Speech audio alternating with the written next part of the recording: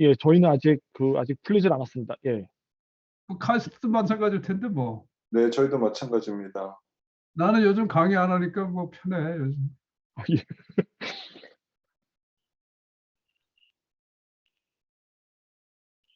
4시부터 시작할 거죠? 네, 네. 우리 김용대 교수가 이번에 강의 책임이에요? 난 지난번에 이주영 교수였던 것 같은데. 이번에 접니다. 아, 매 학기마다 바뀌는 건가? 네, 아, 원래 옛날에는 맨날 저만 했죠. 글쎄 그러다가 맨날. 사바티칼 간 사이에 조금 왔다 갔다 했죠. 그러니까 이제 사바티컬 갔다 들어와서 다시 하는 건가? 그러면? 네네, 맞습니다. 그렇구나. 이거 지금 강의 자료 내가 하나 보내드렸는데 저기 있나? 김용대 교수한테? 아닌가? 아니요, 김영식 교수 강의 자료요? 아니, 이 강의 자료 말고 내가 쓴 책. 아닙니다. 보내주십시오. 지금 보내줄까 그러면?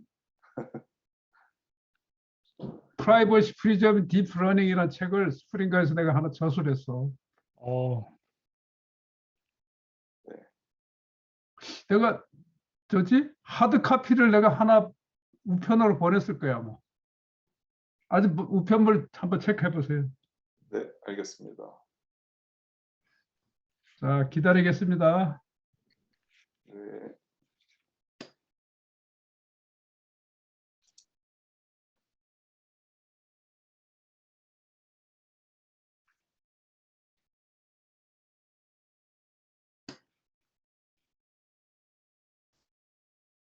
이 세미나가 학생들이 많이 들어오는 수업은 아닌가 봐요. 이미 한 50명 가까이 오고 있는 것 같은데요. 그렇군요. 예.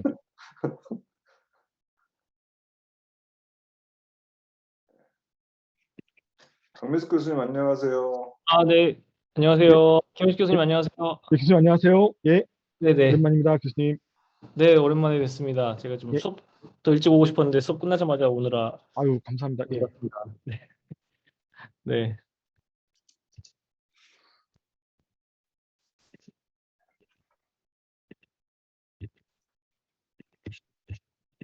온라인이니까 정각에 시작을 하도록 하겠습니다. 백신 2번째 걸 맞았는데 오늘 열이 엄청나게 오르네요. 미치겠어 지금. 죽을 것 같아. 안녕하세요, 윤인수 교수님. 안녕하세요. 예, 교수님 안녕하세요. 안녕하세요. 반갑습니다. 인사드리겠습니다. 교수님. 예, 안녕하세요, 김영식이라고 교수님. 합니다. 예. 안녕하세요. 윤인수라고 합니다. 네, 안녕하세요. 최 교수 네. 이거 앱에다가 오픈하는 강의인가? 어떻게 되나? 저희 컨소시엄 회원들만 볼 수 있습니다. 오케이. 돈 낸 사람들만. 네. 아니면은 카이스트 학생. 혹은 누군가가 링크를 공유하면은 다른 사람들도 볼 수 있긴 하지만. 누가 볼 수도 있는 거 아니야? 해커해갖고. 뭐 그럴 수 있죠. 네, 그렇게 어렵지 않습니다. 네. 그러면은 이제 세미나를 시작하도록 하겠습니다. 오늘 강의를 해주실 김윤식 교수님은 뭐 이미 카이스트에서 강의를 몇 번 하셨고, 그리고 제가 제일 좋아하는 우리나라 학자 중에 한 명입니다. 그래서 로스 앤더슨 밑에서 케임브리지에서 2012년에 박사를 따고 한국에 와서 교수 생활을 계속하면서 정말로 잡학다식. 그러니까 보통은 이제 다양한 에리어를 하면은 이제 논문의 퀄리티가 많이 떨어질 수 있는데, 김영식 교수님은 아무리 많은 에리어를 해도 그 논문의 그 에리어에서 정말 좋은 결과를 끊임없이 내는, 그래서 후배 교수지만 매우 존경하는 교수라고 할 수 있습니다. 또 요즘은 또 프라이버시 프리저빙 머신러닝을 한다고 해서 모셨으니까 강의 여러분 모두 박수로 김원식 교수를 맞이해 주시기 바랍니다. 예, 감사합니다. 예. 감사합니다. 원래는 그 김영 교수님이 사석에서 만나면 이렇게 좋은 얘기 많이 안 해주시는데 혹시 또 이런 세미나 초청해 주시니까 또 되게 좋은 얘기 많이 해줘서 감사합니다. 예. 사실은 원래 제가 이제 메인으로 연구하고 있는 리서치 이 STEAM은 아니거든요. 사실은 그래서 다소 전문성이 많이 부족할 수도 있을 것 같고요. 근데 원래 이제 제가 원래 하고 있던 좀 유저블 시큐리티 쪽을 발표하려고 했더니 김영 교수님 약간 그쪽은 좀 식상하지 않냐. 좀 이미 많이 들을 만큼 들었고 학생들도 많이 안다. 뭐 좀 새로운 거 없냐. 뭐 그렇게 해서 제가 2019년도에 호주에 있는 CSI로 데이터 61이라는 연구소에 갈 기회가 있었습니다. 연구소에 갔더니 거기서 원래 보안을 하는 친구들, 원래 뭐 시스템 보안을 하는 친구들, 뭐 크립토그래피를 하는 친구들도 어느새 갔더니 다 머신러닝을 시작하고 있더라고요. 예. 원래 머신러닝 공부했던 사람들이 아닌데, 그냥 뭐 코세라 수업 하나 듣고, 뭐 인터넷에서 뭐 구글 콜랩으로 막 코드 하나 돌려보면서, 이거 다 알았다면서 막 돌리고 있더라고요. 그래서 그걸 보면서 나도 좀 굉장히 깊은 인상을 받았죠. 원래 저렇게 시작하는 거구나. 새로운 분야가 왔을 때, 베이직부터 막 공부하고 그러는 게 아니라 저렇게 시작해서도 충분히 아이디어를 내고, 충분히 자기가 다 걔네들이 스스로 자기네들이 다 AI 보안 전문가라고 막 다녀요. 여기저기 돌아다니면서. 그래서 그런 모습 보면서 나도 할 수 있겠다. 그런 자신감을 갖고 가서 같이 연구를 하게 된 내용들을 좀 공유하도록 하겠습니다. 네, 반갑습니다, 교수님. 예, 안녕하세요, 교수님. 교수님 네, 오랜만입니다. 제가 연구년 갔을 때 반갑습니다. 교수님도 연구년 가셨던 것 같더라고요. 예, 같이 진행하세요, 어서. 예, 예, 감사합니다. 예. 뭐 간단하게 제가 소개해 주셨는데 저는 지금 성균관대학교에 있고요. 예, 그 전에 이 연구는 제가 사바티카 간 기간 동안에 연구소에서 수행했던 일들을 좀 정리해서 가지고 온 것입니다. 잘 아시다시피 저희가 이제 굉장히 머신러닝이 곳곳에서 사용되고 있죠. 예, 저희 학교도 좀 컴퓨터 사이언스를 하는 학생들이 한 절반 정도 갑자기 AI를 공부하겠다 그래서 굉장히 열심히 설득하고 있습니다. 예, 이 AI가 항상 붐인 것 같지만 이 빅 웨이브는 언젠가 꺼진다. 그래서 설득하려고 그러는데 쉽지가 않네요. 그래서 지금 곳곳에서 굉장히 많은 어플리케이션에서 AI, 머신러닝이 사용되고 있고 사실 이것은 뭐 지금 우리가 처음 이야기하는 게 아니라 이미 예전부터도 계속 저희가 머신러닝이나 기계학습 솔루션들은 이야기했었어요. 특히 보안 분야에서도 많이 얘기를 했었고 그것에 대한 리미테이션도 이미 여러 번 이야기를 한 바가 있고요. 그러다 보니까 근데 이제 중요한 거는 저희가 이런 새로운 서비스, 새로운 시스템이 도입됐을 때 얘네들이 정말로 안전하게 잘 동작할 수 있는지, 얼마나 코렉트하게 동작하는지, 로버스트하게 동작하는지가 굉장히 중요한 이슈가 됩니다. 특히 그 생명에 직결된 자동차라든지, 그리고 의료를 진단한다든지, 그리고 또 저희가 보안에서 주로 얘기하고 있는 침입 탐지라든지 악성 코드를 탐지하는 일들에서는 당연히 얼마나 이게 코렉트한 결과를 낼 것이냐, 혹은 인텐셔널한 에러에 대해서 얼마나 릴라이블 할 수 있는지가 굉장히 중요한 이슈가 됩니다. 어, 사실 보면 아시겠지만 저희가 자동차에서 특히 저희가 오토노머스 비클에서 주로 사용하고 있는 게 이런 컴퓨터 비전이라든지 혹은 컴퓨터 비전의 다른 센서들의 도움을 받아가지고 오브젝트를 끊임없이 디텍트하고 상황 판단을 하고 있죠. 그래서 여기서는 이 길의 중심에 서려면 어떻게 해야 되는지, 그리고 장애물이 생겼을 때 속도를 어떻게 낮춰야 되는지 그런 것들을 끊임없이 저희가 고민하고 있습니다. 그래서 당연히 이런 오브젝트를 얼마나 더 잘 디텍트하느냐는 저희의 생명에 직결하는 굉장히 중요한 문제라고 저는 잘 알고 있습니다. 근데 당연히 여러분들도 이미 여기 계신 분들은 많이 들어봤겠지만 이런 오브젝트 디텍션 모델들은 당연히 속여질 수가 있습니다. 원래 우리가 기계학습 모델이라는 게 100% 디텍션 액큐러시를 갖고 있지 않잖아요. 저희가 항상 보면은 테스팅 데이터셋을 우리가 돌려봤더니 98.7%로 오브젝트를 디텍트를 잘 하더라. 코렉트한 결과를 내더라. 그런 것들을 우리가 이야기를 합니다. 그 말은 에러가 존재한다는 이야기겠죠. 근데 그 에러가 존재할 수 있는 확률이 지극히 낮으니까 저희가 충분히 믿음을 갖고 사용할 수가 있다는 겁니다. 근데 보안 관점에서는 이러한 에러를 그냥 내추럴하게 그냥 발생하는 것이 아니라 인위적으로 발생하는 저희가 에러에 대해서 관심을 갖고 있죠. 저희가 일부러 에러를 잘 발생시켰을 때도 공격자의 관점에서 저희가 에러를 일부러 잘 발생시켰음에도 불구하고 그런 에러들로부터 충분히 안전할 수 있는 모델을 만들 수 있느냐가 굉장히 중요한 이슈가 됩니다. 그래서 이거는 2019년도에 ICLR에 나온 논문인데요. 거기서 나온 논문을 보면은 이 도요타 캠리의 자동차에 실제로 저런 식으로 저희가 이렇게 그리드한 무늬가 들어가면은 실제 얘가 자동차로 인식하는 것이 아니라 케이크로 인식할 수 있는 그런 문제가 발생할 수 있더라. 그런 것들을 이야기했죠. 특히 보통 이 동네는 이제 논문이 두 개로 나뉘는데 이미지가 주어진 상태에서 그 이미지 위에서 그냥 만드는 게 있고 요즘은 이제 그러한 류의 이제 논문은 조금 많이 저희가 채택되고 있지 않고 실제 피지컬 월드에서 테스팅을 했을 때 그러한 문제가 발생할 수 있는지를 보여주는 쪽이 굉장히 큰 이슈가 되고 있습니다. 이번 추석 때 오징어 게임을 봤는데요. 오징어 게임을 보면서도 저희가 이제 보안을 관심 있는 사람이라면 1단계, 1단계 그 무궁화 꽃이 피었습니다를 볼 때 이런 생각이 들더라고요. 그래서 모션을 디텍션하는 그런 센서를 어떻게 하면 우리는 우회할 수 있을까? 그런 생각을 할 수 있겠죠. 그래서 실제로 김영도 교수님도 사실 여러 번 발표를 하셨었고, 블랙캣 USA 2013년도에 이제 소개된 거에 의하면은 저러한 모션 디텍터들, 우리가 파퓰러하게 사용되고 있는 모션 디텍터들이 많이 약점들을 가지고 있다.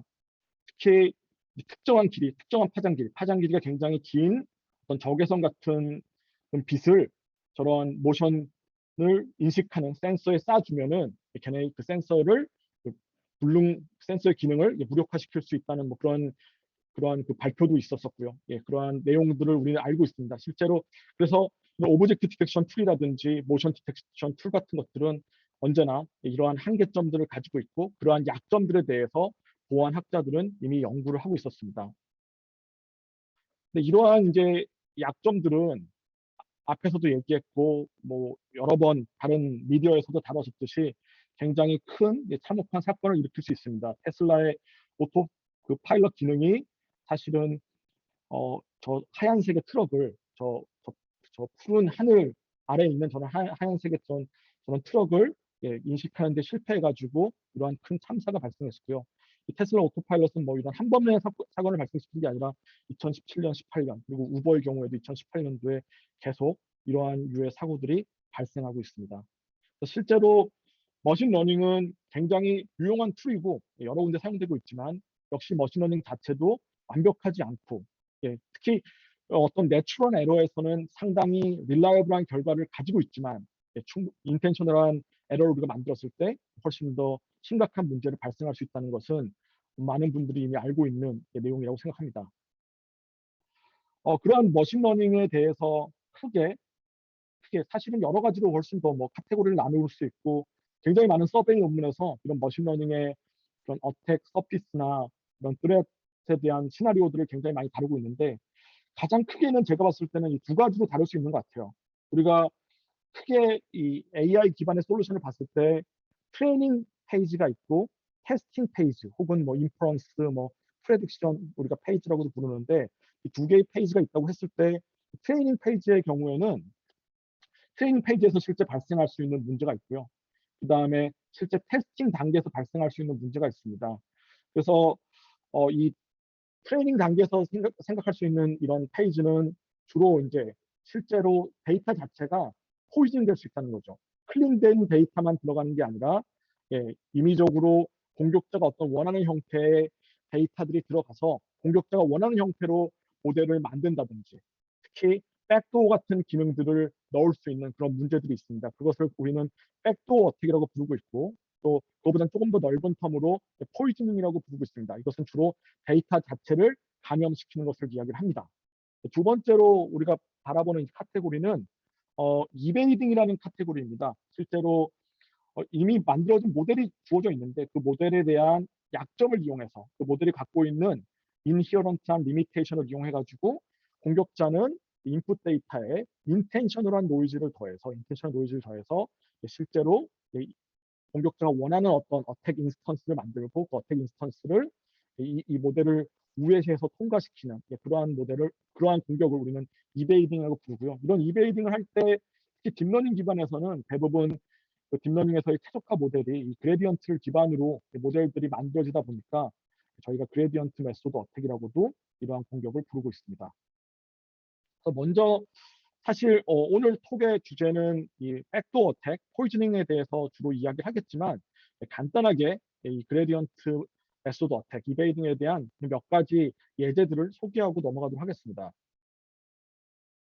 이베이딩이라고 하면은 기본적으로는 결국은 공격자는 스몰 노이즈를 더하는 거예요. 근데 이 스몰 노이즈를 랜덤하게 더하는 게 아니라 인텐셔널하게 더한다는 거죠. 노멀 테스팅 유젠프 있으면은 스몰 노이즈를 더하고 스몰 노이즈를 인텐셔널하게 더한다. 인텐셔널이라는 건 의도가 있는 거잖아요. 어떤 의도냐면은 클래시파이어가 부적절한 결과를 내도록 원래 인스턴스를 그대로 이거는 머레어인데 머레어로 탐지되는 게 아니라 정상적인 비나인 프로그램으로 탐지가 되도록 임의로 우리가 머레어의 코드의 피처를 고쳐보는 거죠. 머레어에서의 API 시퀀스를 보고 내가 머레어로 탐지하고 있으면 그 API 시퀀스에 특정한 B9 프로그램으로 보일 수 있는 피처의 API들을 더 콜하게 만들어가지고 얘가 B9 프로그램으로 디텍트되게 만드는 것입니다. 그래서 우리는 이베이딩에 사용되는 이런 노이즈가 더해진 테스팅 이그젠플을 저희가 adversarial example이라고 부릅니다. 그래서 보통 이런 논문들이 이제 많이 나왔었죠. 2014년도, 뭐 15년도에서 막 17년도, 18년도까지 이런 adversarial example를 만들어서 기존에 존재하는 real world 어플리케이션을 이 바보가 되는, 우회를 시키는 그런 솔루션들을 많이 보여줬습니다. 크게 보시면은 다음과 같이 이런 그 저희가 클래시파이어를 가지고 있고 디시전 바운드를 갖고 있다고 했을 때 실제 멜리셔스하게 원래 이 클래시파이어에서 디텍트가 되는 녀석을 일부의 피처를 수정해서 B9 인스턴스로 클래시파이어에 디텍트되도록 만드는 것을 우리는 이베이딩이라고 부릅니다. 이 그림 많이 보셨을 것 같아요. 우리가 애드버리스를 저러한 이그젠플들을 어떻게 생성하느냐를 할 때 가장 많이 나오는 이제 뭐 그림 중에 하나죠. 실제 어태커는 실제 여기서 이제 두 가지의 크라이테리아가 있습니다. 이러한 애드버리스를 이그젠플을 만들 때 하나는 휴먼한테는 거의 인비저블해야 돼요. 휴먼은 못 느껴야 돼요. 이러한 노이즈가 정말로 들어갔는지 들어가지 않는지를 못 느끼게 하면서 뉴럴 네트워크에 대해서는 굉장히 노티서블하게 만드는 그러한 스몰 체인지를 넣어야 된다. 그러면 이러한 이제 문제는 이러한 노이즈를 어떻게 발견할 수 있겠느냐에 대한 이슈가 되겠죠. 그래서 이제 이런 애드버스럴 이그젠플을 만든 사람들을 봤을 때 뭐 블랙박스 모델이다, 화이트박스 모델이다, 그레이박스 모델이다 그런 얘기를 많이 들었을 겁니다. 우리가 전통적으로 컴퓨터 시큐리티에서 얘기했듯이 우리가 이미 이런 그 클래시파이어에 대한 모든 성질들을 다 알고 있었을 때는 저희가 화이트박스 세팅에서 실제 만드는 거고요. 이런 화이트박스 세팅에서 사실 애드버스럴 이그젠플들을 만드는 것은 이런 컨티뉴어스한 영역, 이미지라든지 오디오에서는 이미 굉장히 쉬운 문제가 됐습니다. 최적화식이 나와 있고 그런 최적화식을 쉽게 구하는 이 칼리니하고 바그너가 제시한 그런 포뮬레이션이 있어가지고 그런 포뮬레이션에 맞춰가지고 우리가 미분 가능한 로스 펑션을 가지고 있을 때는 굉장히 쉽게 그러한 어택들을 만들어낼 수가 있습니다. 그러한 방법을 만드는 것을 우리가 그레디언트 메소드라고 부르고요. 기본적인 아이디어는 이런 컨티뉴어스한 영역의 인스턴스에서의 그런 내용물을 그 로스 펑션의 그레디언트의 방향으로 만드는 겁니다. 실제 이렇게 최적화하는 식은 굉장히 저희가 쉽게 구할 수가 있고요. 그러면은 예를 들어서 원래는 이게 팬더라고 인식돼야 되는 오브젝트인데 실제로는 우리가 이미 어떤 노이즈를 더해서 얘를 그 기봉이라는 이게 긴팔 원숭이죠. 긴팔 원숭이 같은 걸로 인식되도록 만들 수 있다는 것이 이미 증명이 되었고 문제는 이제 이런 컨티뉴어스한 영역. 그래서 실제 이런 애드버셜 이그젠플들이 나오는 문제들 보면은 주로 이미지, 오디오 같은 저희가 이러한 이 CW 어택의 그런 포뮬레이션을 잘 따를 수 있는 문제들에 대해서는 잘 되는데 실제 우리가 다루고 있는 약간 디스크리트한 피처들 그러니까 예를 들어 우리가 머리어를 디텍트할 때 머리어의 어떤 함수가 어떤 펑션이 있느냐 없느냐 그런 걸 할 때는 컨티뉴어스한 영역이 아니잖아요. 걔가 빠지고 들어갔을 때 그런 컨티뉴어스한 로스 펑션을 만들 수가 없기 때문에 실제 그러한 경우에는 실제 이런 CW 어택이 잘 적용되진 않고 오히려 제네틱 알고리즘이 적용된다든지 그런 이유로 만드는 경우가 굉장히 많습니다.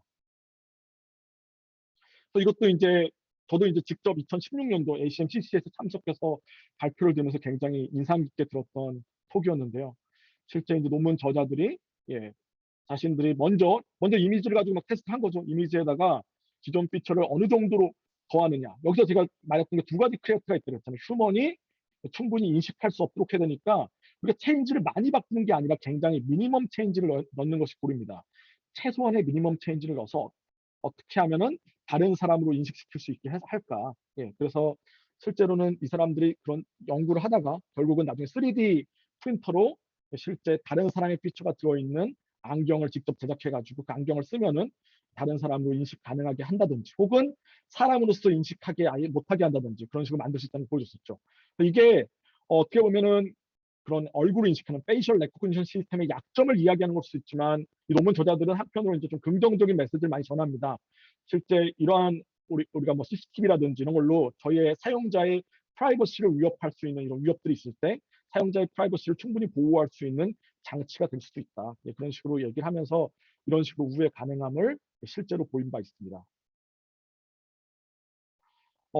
먼저 이런 논문들은 항상 이제 이미지에 먼저 나오고요. 이미지에 먼저 나오고 그 다음에 나오는 영역들이 주로 오디오에 많이 나옵니다. 그래서 저도 논문을 쓸 때 굉장히 그 관심을 많이 갖습니다. 먼저 이미지에 나왔는데 아직 오디오에 적용 안 된 건 뭐가 있을까? 그다음에 이미지, 오디오, 텍스트 순이거든요. 그래서 이미지하고 오디오에 나왔는데 텍스트에 적용 안 된 문제는 뭐가 있을까? 그런 것들을 주로 바라보는데, 그래서 앞에서 말했듯이 이미지에만 이런 문제가 나오는 것이 아니라 오디오에서도 이런 문제가 나옵니다. 그래서 실제로는 다음과 같은 어떤 오디오 시그널이 들어갔을 때 이것이 이러한 문장으로 실제 인터프리테이션이 돼야 되는데도 불구하고 여기에도 역시 동일한 방법으로 인텐셔널한 노이즈 시그널을 합쳐가지고 전혀 다른 문장이 되게 하는 게 나왔었죠. 그래서 기존에 이제 나와 있던 게 이제 히든 보이스 커맨드라 그래서 실제 전혀 랜덤한 소리처럼 들리는데 그게 뭐 오케이 구글을 부르게 하는 그런 어떤 시그널로 인식이 되게 한다든지, 혹은 이제 그 다음에 나온 것들은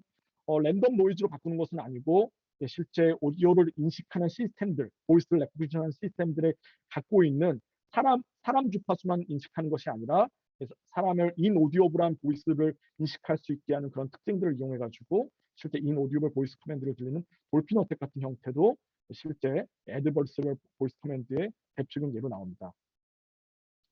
실제 그게 되는지 궁금해서 연구실에서 예전에 한번 구현한 바가 있는데요.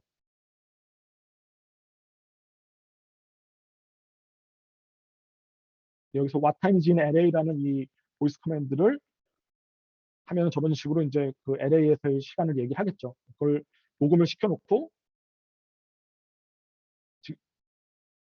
지금 인 오디오블 보이스로 소리를 냈는데 역시 들리진 않지만 인 오디오블 보이스 커맨드로 그러한 음성이 닿아서 답을 그 LA에서의 시간을 알려주는 것을 확인할 수가 있습니다. 이런 식으로 실제 보이스 커맨드가 갖고 있는 어떤 시스템들의 약점들, 이런 것들을 애더버서리얼 어떤 보이스 커맨드를 만들 수 있는 가능성이 있다는 것들을 이미 여러 리서치 스터디에서 보여준 바 있습니다.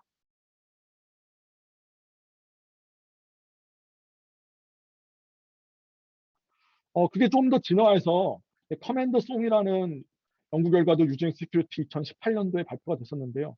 실제 이제 앞에서 2016년도 그 히든 보이스 커맨드의 경우에는 그냥 랜덤한 노이즈처럼 들려요. 그러니까 사람 입장에서 내가 어떤 보이스 커맨드를 듣는데 실제 이상한 랜덤 보이스 커맨드는 건 자연스러운 일이 아니잖아요. 그러니까 휴먼이 정말 노티서블 하지 못하는 것이 맞느냐, 휴먼이 충분히 그러한 히든 보이스 커맨드에 대해서 노티스할 수 있다는 그런 한계들이 있었고요.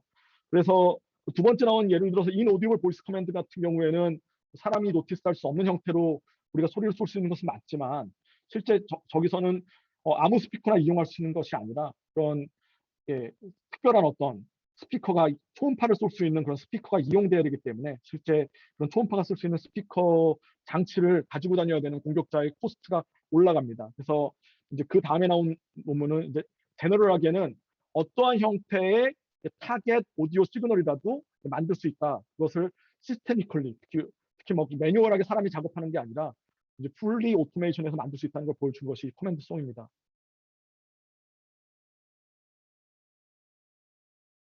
보시면은 여기서 지금 LG 폰이 있는데요. LG 폰에서는 실제 지금 음성을 인식하는 어떻게 인식되는지를 보여주기 위해서 지금 사용이 되었습니다. 그리고 음악이 흘러나오는데 사실 음악이 완전히 자연스럽진 않습니다. 음악에 노이즈가 섞여 있는 느낌은 사실 좀 들고요. 근데 여기 보시면은 이 음악에서 오픈 더 도어라는 메시지를 실제 저 음악을 그냥 들려준 건데 실제 이 보이스 어시스턴트 입장에서는 오픈 더 도어라는 커맨드가 인식된 것을 확인할 수가 있습니다. 이런 유로 굉장히 많은 종류의 애드버서럴 이그샘플들이 이미지하고 오디오 분야에서 소개가 되었었습니다.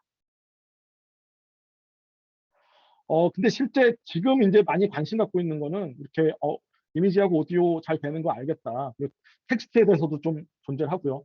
그 다음에 더 관심 갖고 있는 건 저희가 보안 관점에서 보안 어플리케이션들, 인트루전 디텍션 시스템이라든지 혹은 저희가 이제 알고 있는 머레어를 디텍션한 시스템들이 있었을 때 그런 애들을 우회할 수 있는 걸 만들 수 있겠느냐. 근데 앞에서 말했듯이 CW 어택을 다이렉트리 적용하기가 굉장히 어렵습니다. 그래서 저희 연구실에서 했던 건 이제 제네틱 알고리즘을 이용해가지고 실제 여기서도 이제 로스 펑션에 해당되는 펑션을 정해 놓고 이러한 로스 펑션을 최소화시키는 방향으로 만들어서 기존에 존재하고 있는 대부분 사실은 뭐 100%라고 말해도 되는데 안티 그 머레어 솔루션들을 다 우회할 수 있다는 걸 보여줬고요. 그러니까 각각 특정 하나의 안티 머레어 솔루션을 우회하는 타겟팅했을 때는 100% 우회 가능하고요. 근데 한꺼번에 바이러스 토탈에 존재하는 전부를 다 우회할 수 있느냐? 그것은 상당히 또 어려운 문제더라고요. 서로 보완하는 특성들이 있어가지고 얘네들을 한꺼번에 우회하는 걸 만드는 건 어렵지만 특정 타겟 안티 머레어 솔루션을 하나 정해놓고 걔를 우회할 수 있는 머레어 베리언트를 만드는 것은 가능하다는 것을 보여준 바 있습니다. 지금까지는 제가 이베이딩 어택에 대해서 간단한 이제 이야기를 드렸었고요. 아마 이베이딩 어택은 많이 들어보셨을 것 같아요. 근데 제가 그 호주 연구소에 가서 했던 건 사실 이베이딩 어택 쪽이 아니라 백도어 어택 분야에 대해서 연구를 참여할 수 있는 기회가 있어서 그 분야에 대해서 관심을 갖고 들여다보게 되었습니다. 그래서 이 두 번째 주제가 저희가 이제 백도어 어택, 포이즈닝이라고 부르는 분야인데요.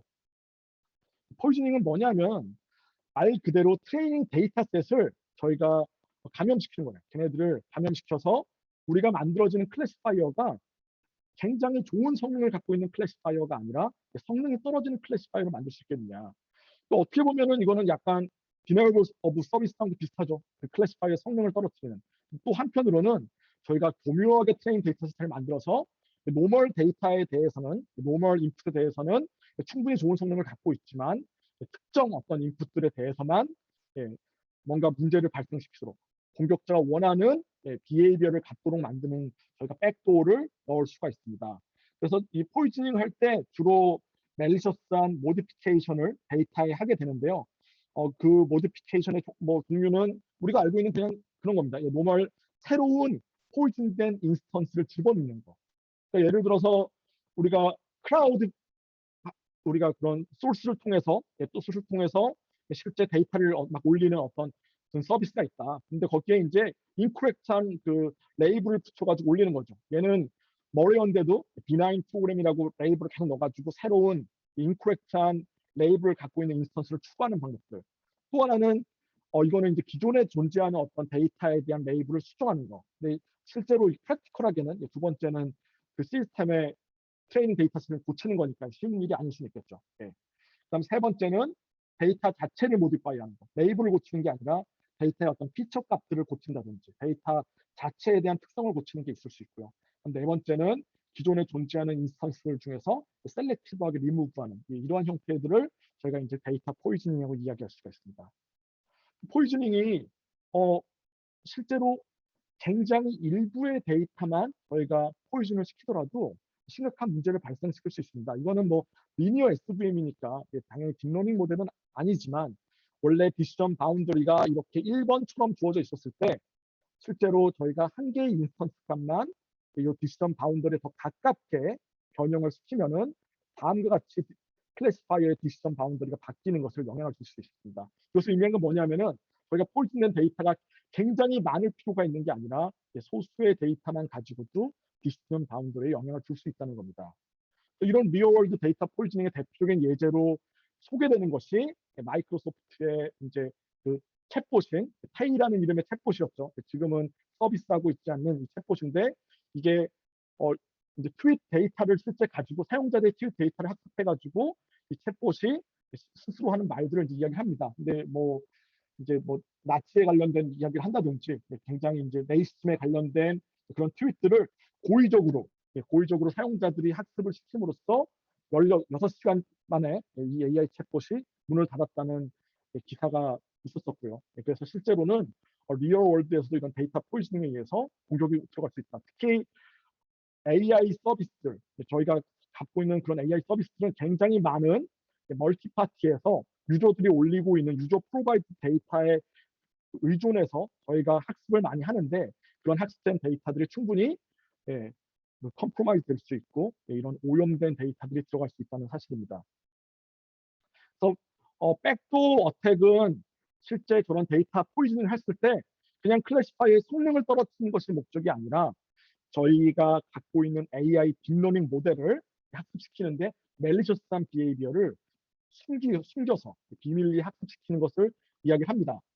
그래서 실제 다음과 같은 어떤 그런 보통 표지판을 읽었을 때 이건 스톱은 스톱이라고 인식을 하고 일드는 일드라고 인식하고 do not enter는 do not enter라고 인식을 하는 딥러닝 모델이 있습니다. 그래서 정상적으로는 이렇게 동작을 잘 하는데요. 저희가 거기에 어떤 마킹을 하는 이런 트리거드된 인풋들을 사전에 미리 잘 학습을 시켜놨다면 이런 사전에 학습된 애드버스럴 인풋들을 인식해가지고 실제 얘네들을 다 스톱, 일드, do not enter로 인식하는 것이 아니라 모두 스피드 리밋으로. 여기선 스탑을 해야 되는 신호판인데도 불구하고 100km 이하로 주행할 수 있다는 걸로 인식해서 자동차가 계속 진행할 수 있도록 만드는 그런 문제들이 나올 수가 있죠. 어태커는 여기서 이런 트리거든 인풋들을 사전에 학습을 시켜서 실제 이런 백도어를 심어서 딥러닝 모델의 비헤이비어를 바꿀 수 있는 문제가 있습니다. 실제 연구 결과에 따르면은 이런 트리거드된 데이터가 어느 정도 들어가야지 문제를 일으킬 수 있느냐. 이걸 학습시키기 위해서 데이터를 완전히 바꿔서 학습시키는 거는 어차피 당연한 거 아니냐라고 이제 생각할 수가 있는데 실제로는 약 1%, 2% 앞에서 제가 리니어 SVM에서 예에서 보여드렸듯이 작은 small amount 양을 가지고 있고 사실 1%는 부족할 수도 있겠지만 예를 들어 10% 이내에 어떤 저희가 트레이닝 샘플들을 잘 학습을 시키면은 저런 트리거드된 인풋들을 충분히 어떤 히든 백도어로서 넣을 수 있다는 것이 증명이 되었었습니다. 저희 연구실에서 만들었던 예제인데요. 그때 호주에 가서 저희가 이제 관심 가졌던 거는 오브젝트 디텍터, 리얼월드의 오브젝트 디텍터에 대해서 백도어를 넣는 그런 프로젝트에 대해서 많이 관심을 가지고 있었습니다.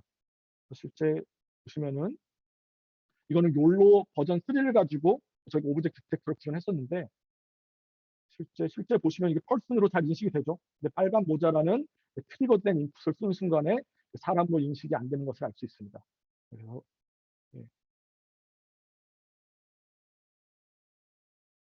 실제로는 특히 저희가 이제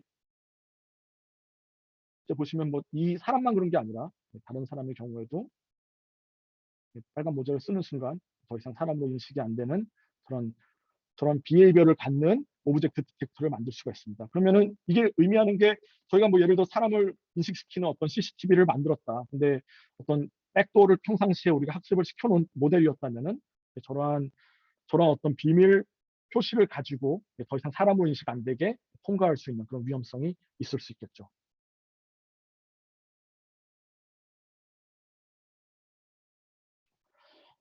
더욱이 이런 백도어를 디텍트하는 것이 쉬운 문제가 아닙니다. 당연히 잘 아시겠지만 대부분의 딥러닝 모델들은 밀리언 오브 파라미터를 가지고 있고요. 적어도 밀리언 오브 파라미터를 가지고 있고 그래서 우리가 네트워크에 있는 값들을 보고 실제 이 웨이트가 잘못된 건가?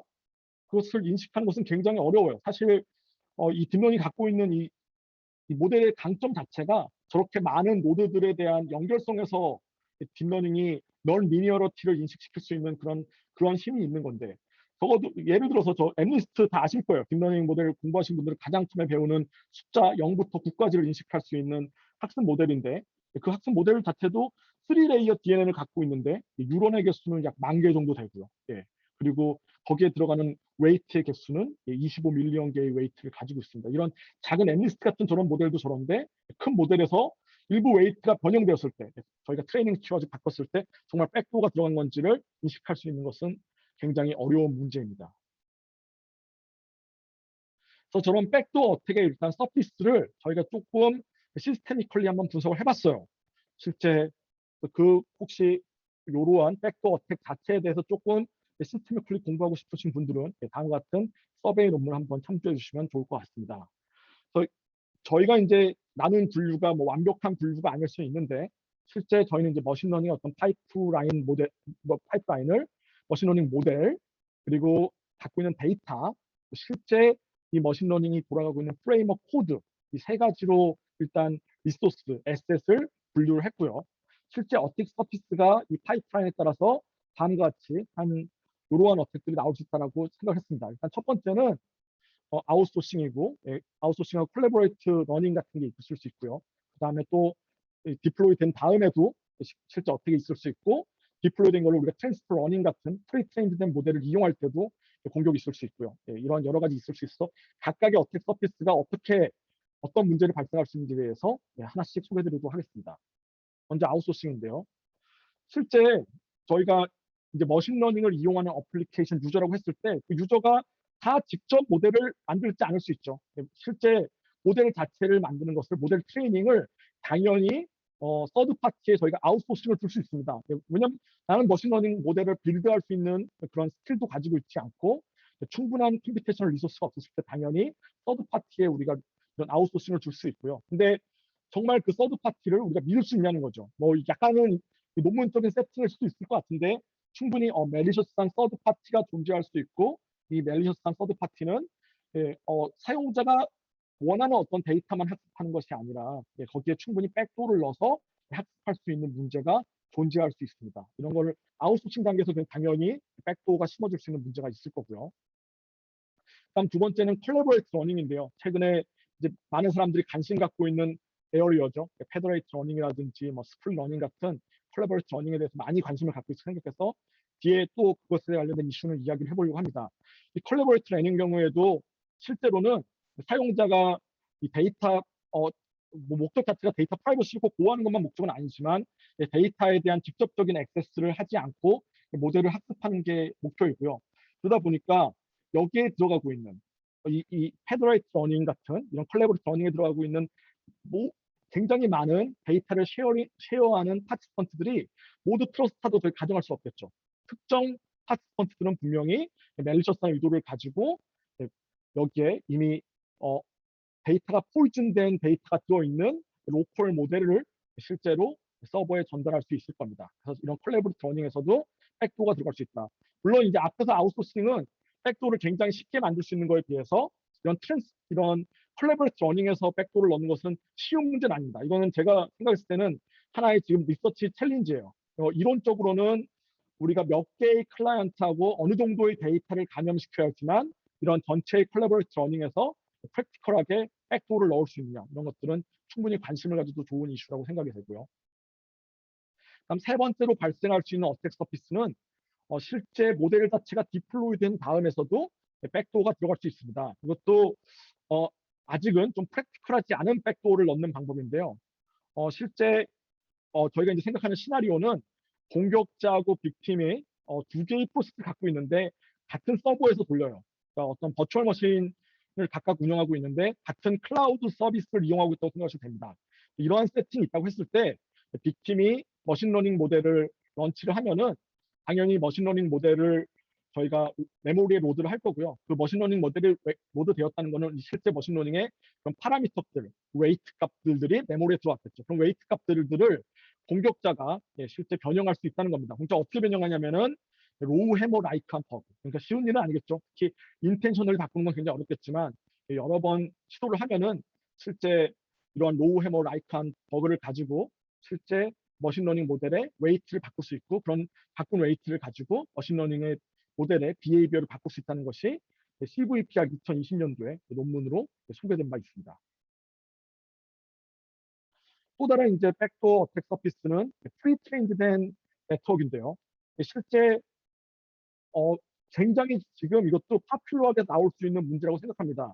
실제 저희가 대부분 처음부터 모델을 만드는 것이 아니라 이미 기존에 모아진 데이터로 충분히 학습된 모델들을 가지고 와서 오늘날 굉장히 많은 유저들은 트랜스퍼 러닝을 통해서 모델의 성능을 높이려고 합니다. 내가 처음부터 모델을 빌드하는 것이 아니라 이미 기존에 잘 만들어진 프리트레인드된 모델을 갖고 오는데 근데 공격자 입장에서는 이 프리트레인드된 모델을 만들 때 이미 백도어를 넣어놓는 거죠.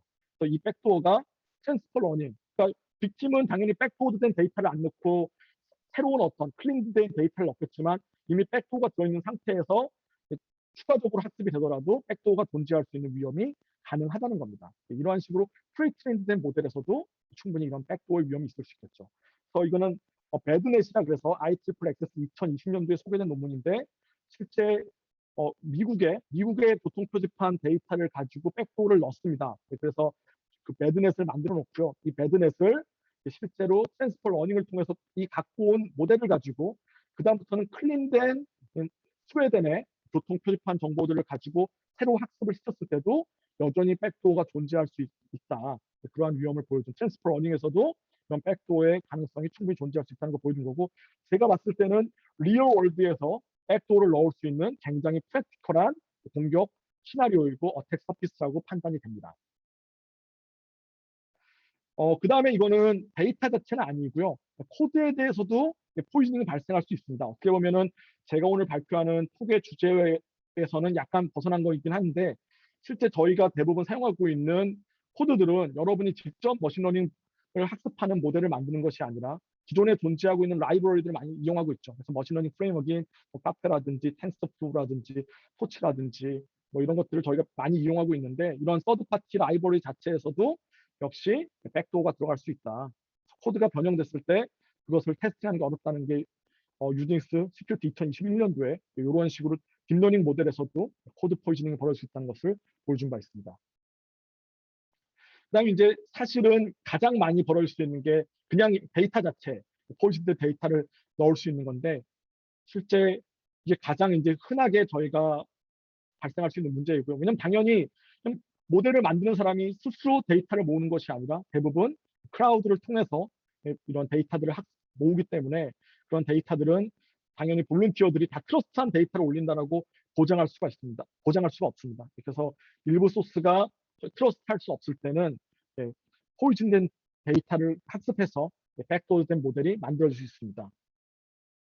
그 중에 이제 저하고 그때 제가 이제 연구를 하면서 학생이 이제 관심을 가졌던 거는 이미지 스케일링 어택이라는 특이한 종류의 이제 데이터 포이즈닝 어택입니다. 이미지 스케일링 어택은 데이터 포이즈닝 어택의 한 타입이고요. 이건 사실 머신러닝 모델 자체의 어떤 약점을 노렸다기보다는 머신러닝의 앞단계에서 벌어지는 이미지 프로세싱 단계에서의 그런 특징들을 이용하는 데이터 포이즈닝 어택입니다. 실제 이미지가 이 지금 동영상 여러분 보이시죠? 여기서 보시면 지금 그 건물 그림이 있는 사진이 있는데 이것을 이미지를 작게 줄이면은 실제 어떤 허스키 종의 어떤 개가 나오는 것을 확인할 수가 있습니다. 그래서 2019년도에 이 이미지 스케일링 어택이라는 논문이 나왔었고요. 얘는 스케일링 알고리즘의 약점에 의해서 발생하고 있는 문제입니다. 이 문제에 대해서 조금 더 상세하게 설명드리도록 하겠습니다. 어택 모델은 뭐냐면요. 얘네들이 관찰했을 때 봤더니 딥러닝 모델에 우리가 이미지를 막 올리면은 이미지를 다 그대로 학습시키는 것이 아니라 먼저 이미지 프리프로세싱을 합니다. 그때 들어가는 프리프로세싱 작업에서 가장 필요한 것이 저희가 만든 모델의 인풋 사이즈로 줄여야 돼요. 인풋 사이즈만큼 줄여야 됩니다.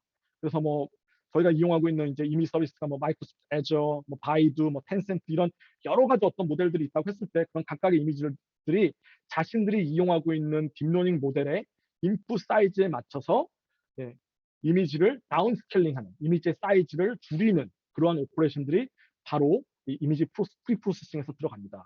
그래서 이 어택 자체는 사실 들어가는 딥러닝 모델의 뭐 어떤 뭐 약점을 막 노리고 만들어진 게 아니에요. 이거는 앞에서 들어가고 있는 이미지 프리프로세싱, 다운스케일링 오퍼레이션의 약점을 이용해서 만들어진 겁니다. 그래서 무슨 모델이 이용되는지에 대한 화이트박스 공격이 필요가 없고요. 그러니까 얘네가 만들어진 모델의 어떤 웨이트가 어떻게 됐는지 뭐 그런 것들에 대해서 전혀 저희가 알지 못하더라도 이 공격을 수행할 수가 있고요. 이 공격을 수행할 때의 화이트박스 세팅이라고 하면 어떠한 다운스케일링 알고리즘이 사용됐는지, 어떠한 이미지를 작게 만드는 어떤 알고리즘이 사용됐는지에 대한 것이 더 중요합니다. 실제 인풋 이미지로 이런 10이라는 이미지가 들어오면은 이 이미지가 딥러닝 모델에 바로 사용되는 것이 아니라 먼저 이 사용하기 위한 사이즈로 줄여진 거죠. 엠리스트나 뭐 그런 저희가 이제 32by 32 같은 사이즈라든지 64by 64라든지 이런 식으로 다운스케일링을 시켜놓고 이 사이즈에 대해서 학습을 시킵니다. 그런데 저희가 잘 만들어낸 매니플레이트된 어떤 이미지, 공격자가 이 이미지에 절묘하게 어떠한 타겟 이미지를 잘 합성을 시키면은 얘를 다운스케일링 했을 때 10으로 들어가는 것이 아니라 실제로는 늑대라는 그러한 이미지로 만들 수가 있습니다. 이거는 이제 예를 들어서 저희가 어떠한 그 시나리오에서 사용자들이 레이블링하는 사용자들이 있다고 했을 때 사용자들은 다 10이라고 레이블링 할 텐데 그 10이라고 레이블링하고 들어가면은 실제 들어간 인풋은 이 울프가 들어갈 수 있는 문제가 있을 수 있다는 거죠. 그래서 이거는 스케일링 알고리즘의 약점을 노린 겁니다. 그래서 저희가 이제 사용하고 있는 그런 이미지 서비스 사용하고 있는 굉장히 많은 CNN 모델들이 있는데 대부분 보면은 이미지 사이즈를 이런 식으로 고정된 32x32라든지 24x24라든지 이렇게 고정된 어떤 작은 사이즈의 이미지들을 이용해서 학습을 합니다. 이미지 스케일링 어떻게 만드는 거냐 하면요. 이것도 결국은 최적화 문제를 푸는 건데요. 실제 오리지널 이미지가 있다고 했을 때 이 오리지널 이미지에 공격자가 원하는 형태로 이 스케일링 오퍼레이션을 가했을 때 만들어지는 변환이 되는 그러한 타겟 이미지를 합성을 시킵니다. 합성을 시키는데 그 합성을 시킬 때 이제 잘 만들어서 원래 고른 오리지널 이미지를 사용자, 휴먼이 봤을 때는 노티스하지 못하도록 이런 이 합성된 이미지하고 오리지널 이미지가 거의 비슷해야 되고요. 그리고 다운 스케일링 오퍼레이션이 취한 다음에는 실제로는 어태커가 원하는 형태의 타겟 이미지가 나올 수 있도록 만들어야 됩니다. 이 두 가지 크라이테리아를 만족시키는 최적화 문제를 풀어야 돼요. 그러니까 결국은 앞에서 말했듯이 결국은 이러한 인텐셔널한 어택을 하기 위해서는 저희가 노이즈를 넣는 건데요. 그런 타겟 이미지에 해당되는 노이즈를 집어넣는다. 이 노이즈 델타를 집어넣는 것인데 가장 미니멈 델타를 넣어야지만 사람이 인식하지 못하겠죠. 이 미니멈 델타를 넣어가지고 실제 이 미니멈 델타에 대해서 스케일링 오퍼레이션을 수행했을 때 이 실제 타겟 이미지하고 입실론보다 더 작은 이걸 우리 이 이미지 스케일링 어택에서는 비주얼 시밀러리티 컨스트레인트 파라미터라고 부르는데 이것보다 더 작아지는 값을 만족하는 가장 미니멈 델타 값을 찾는 문제가 요 이미지 스케일링 어택의 옵티마이제이션 문제가 됩니다. 이 어택이 왜 일어나는지 스케일링 오퍼레이션을 좀 특징을 가지고 좀 더 설명해 볼게요.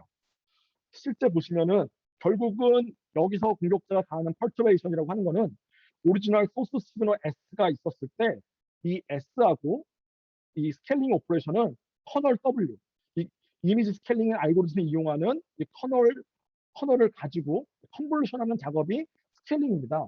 이 스케일링이 어떻게 일어나냐면은 실제 오리지널 소스 S가 있으면은 그 S의 이 커널들의 윈도우 사이즈만큼 계속 이동을 시키면서 실제 이미지 스케일링 오퍼레이션을 해요. 그래서 이건 1차원으로 원래는 2차원이지만 1차원으로 저게 표현해 보면은 9개의 픽셀이 있다고 했을 때 먼저 커널을 첫 번째 적용을 요 W라는 커널을 적용해가지고 2개의 픽셀 요 커널이 걸치면은 요 2개의 픽셀에 해당되는 웨이트 값, 이 커널에서 미리 프리디파인드 웨이트 값을 계산해서 세 번째 픽셀과 네 번째 픽셀을 더해서 0.5를 곱한 것이 한 개의 픽셀로 줄어드는 거고요. 지금 9개의 픽셀을 2개의 픽셀로 줄이는 이미지 다운 스케일링 오퍼레이션을 하고 있는 예제입니다.